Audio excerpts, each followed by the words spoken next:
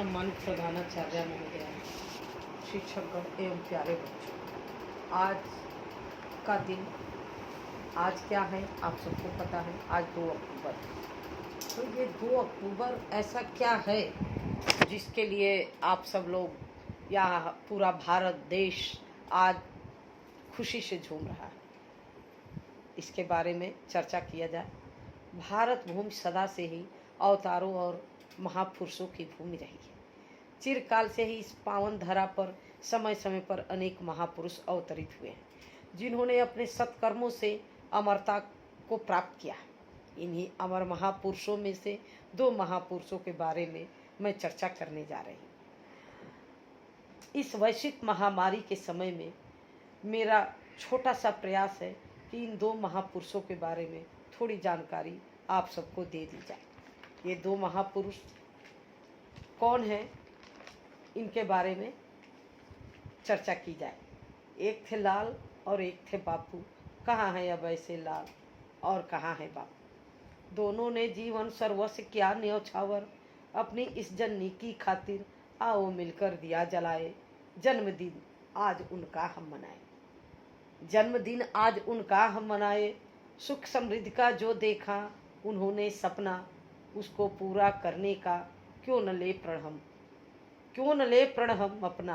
प्यारे बापू, प्यारे शास्त्री जी, धन्य भाग हमारे जो हम इस धरती पर आए, जहाँ ऐसे कर्णधार हमने हैं पाए। धन्य भाग हमारे।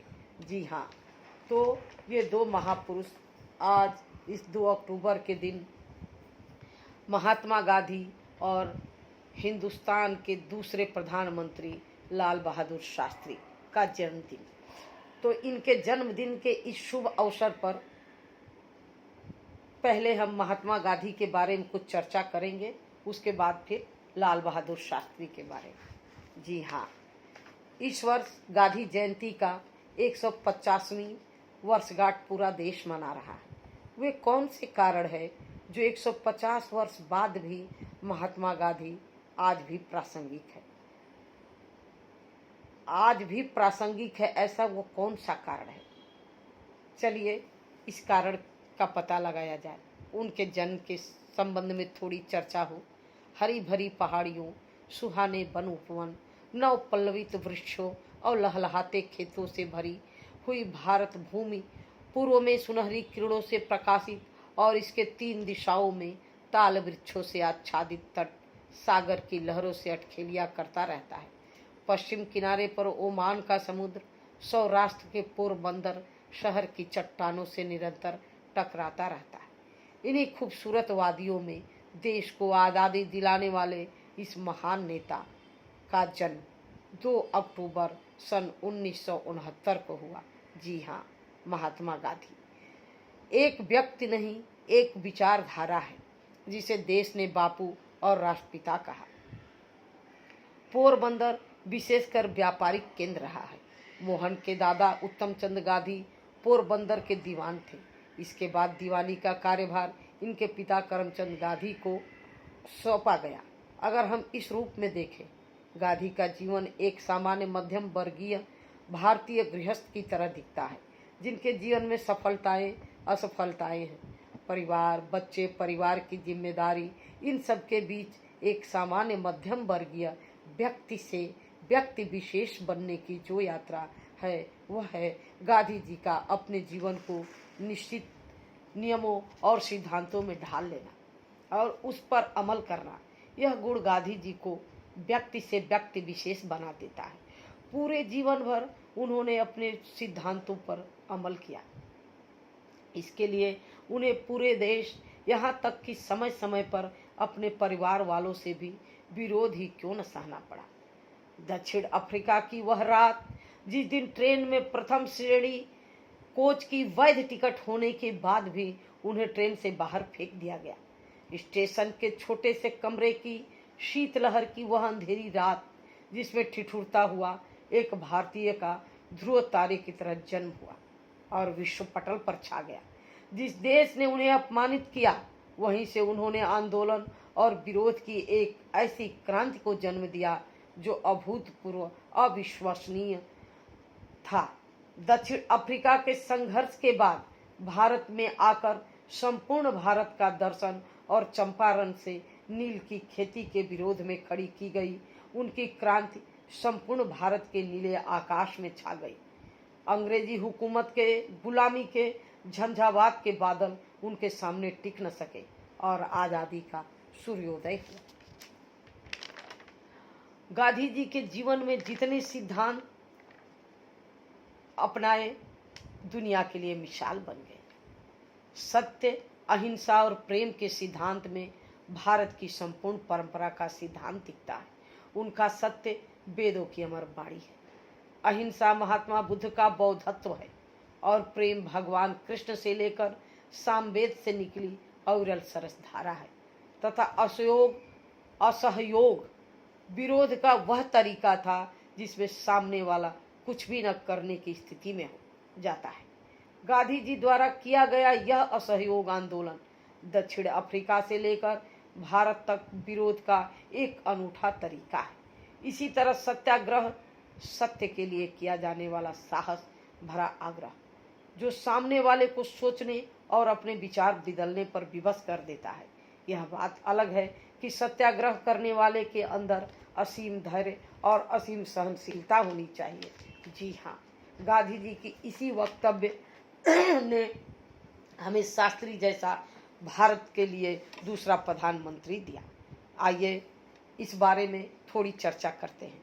1921 में शास्त्री जी 10वीं कक्षा में थे और अंतिम परीक्षा से महज 3 महीने की दूरी पर थे जब उन्होंने बनारस में महात्मा गांधी और पंडित मदन मोहन मालवीय को एक सम्मेलन में सुना। भाषण में आह्वान था छात्रों के लिए कि छात्र आज़ादी की पुकार सुने और सरकारी स्कूलों को छोड़कर असहयोग आंदोलन में साथ दें। बात दिल की थी, फिर सोचना क्या। शास्त्री जी ने तुरंत निर्णय किया। हरिश्चंद्र हाई स्कूल छोड़कर कांग्रेस के स्वयंसेवक बन गए और अपना पूरा जीवन देश के लिए समर्पित कर दिया। यूं ही नहीं बनता कोई लाल बहादुर, यूं ही नहीं बनता कोई लाल भारत माँ का बहादुर। शास्त्री हजारों साल नरगिस अपनी बेनूरी पे रोती है, बड़ी मुश्किल से होता है चमन में दीदावर पैदा, बड़ी मुश्किल से होता है चमन में दीदावर पैदा। जी हाँ, लाल बहादुर शास्त्री जब देश की बागडोर संभाली उस वक्त देश संकट की घड़ी में था। देश के राज्यों में कहीं बाढ़ थी तो कहीं सूखा, कहीं महंगाई, गरीबी और अन्न का संकट चारों तरफ था। अन्न की कमी से निपटने के लिए इन्होंने कई तरह की योजनाएं शुरू की और देश को आत्मनिर्भर बनाने की ओर ठोस कदम उठाए। किसानों और नौजवानों में नई ऊर्जा का संचार करने के लिए शास्त्री जी ने नारा दिया। क्या नारा था वो? जय जवान जय किसान। यूं ही नहीं बनता कोई लाल बहादुर शास्त्री। हजारों साल नरगिस अपनी बेनूरी पे रोती है, बड़ी मुश्किल से होता है चमन में दीदावर पैदा। जी हाँ, 1965 सितंबर में भारत पाक युद्ध हुआ। इन्होंने गहरे आत्मसंयम का परिचय दिया। वे शांति के उपासक थे पर देश की सुरक्षा सर्वोपरि थी। सितंबर के अंतिम सप्ताह में सुरक्षा परिषद ने युद्ध विराम की अपील की जिसका उन्होंने पूरा सम्मान किया। लाल बहादुर शास्त्री आत्मविश्वास और आत्मशक्ति के सदैव मूर्ति थे। वे अत्यंत स्वाभिमानी होते हुए भी बहुत विनम्र थे। स्वाभिमानी होते हुए भी विनम्र थे, बहुत गंभीर होते हुए भी विनोदी स्वभाव के थे। उच्च पदों पर काम करते हुए भी उनकी सरलता और सादगी में कोई अंतर नहीं आया। सच्चे अर्थों में वे जग हितैषी से मरणोपरांत देश के सर्वोच्च सम्मान भारत रत्न से उन्हें सम्मानित किया गया। वो सच्चे अर्थों में भारत माँ की आत्मा थे। उनमें आम भारतीय की सरलता और सहजता थी। सचमुच वो भारत माँ के लाल थे। जी हाँ, अपनी मृत्यु से 6 महीने पहले उन्होंने यानी 15 अगस्त 1965 को लाल किले के प्राचीर से अपना पहला और आखिरी भाषण देते हुए कहा था, लाल बहादुर शास्त्री ने, हम रहे या न रहे लेकिन ये झंडा रहना चाहिए और ये देश रहना चाहिए।